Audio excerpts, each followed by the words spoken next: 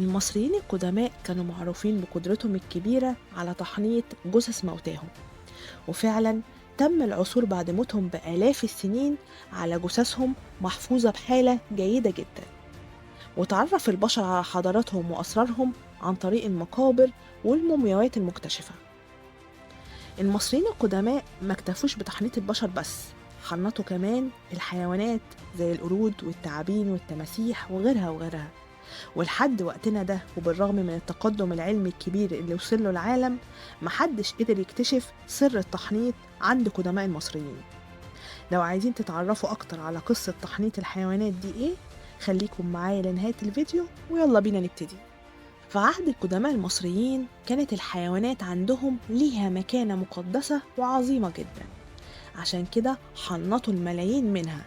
وحتى في حياتهم كانت الحيوانات ليها مكانة كبيرة، فكان في منحوتات للإله أمون كبير الآلهة في مصر القديمة، وكان بيمثل على هيئة مخلوق برأس كبش.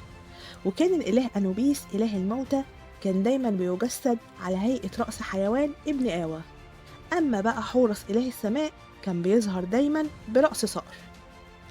بتتعرض الكثير من الحيوانات المحنطة من زمن المصريين القدماء في أغلب متاحف العالم، وبيقوم بزيارتها ملايين البشر.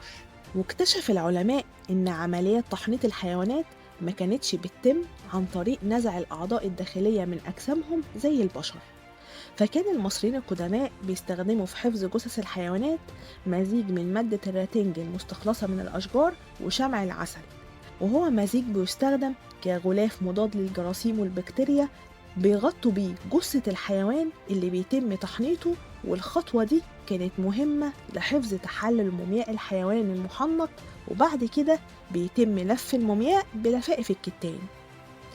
بعض مومياوات الحيوانات المحنطة كانوا بيلاقوا جوه أمعائها بقايا آخر وجبات أكلتها الحيوانات دي قبل تحنيطها، ومش بيتم تفريغ أمعاء الحيوانات من الأكل والسوائل عشان ما تتحللش زي البشر، لأن الغرض الوحيد من تحنيط الحيوانات هي إرسالها للعالم الآخر كقرابين للآلهة. من ضمن نماذج تحنيط الحيوانات نموذج القرد المحنط، واللي تم العثور عليه في مقبرة الملك أمنحتب الثاني، وهو واحد من ملوك الأسرة ال18 واللي محفوظ حاليا في المتحف المصري. ومن ضمن نماذج تحنيط الحيوانات كمان اكتشاف حوالي 2000 من رؤوس الكباش المحنطة بمنطقة معبد الملك رمسيس الثاني بإبدوس جنوب محافظة سوهاج، واللي بتعود للعصر البطلمي. وتم العثور كمان في نفس المكان على مجموعة من الحيوانات المحنطة زي الكلاب والأبقار والغزلان والماعز البري في واحدة من غرف المخازن المكتشفة داخل المنطقة الشمالية للمعبد.